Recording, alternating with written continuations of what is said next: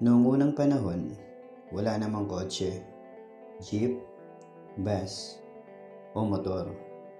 Lakad lang, makakarating ka na sa pupuntahan mo. Pero depende. Depende sa layo ng pupuntahan.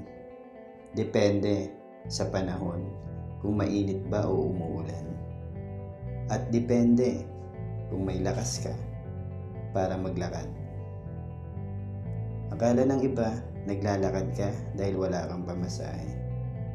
O naglalakad ka dahil gusto mong magpapayat.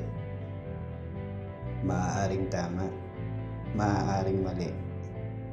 Paiba ang reason ng bawat tao. Pero isa lang ang alam ko, mas mabagal na paraan, mas mahaba ang oras, at mas mahaba ang panahon mo para makapag-isip-isip. Makapag-isip-isip ng mga bagay o paraan na tutugon sa iyong pinagdaraanan.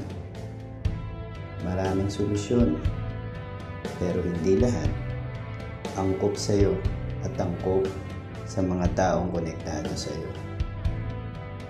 Huminga ka ng malalim, chill, at kumain ng hopya.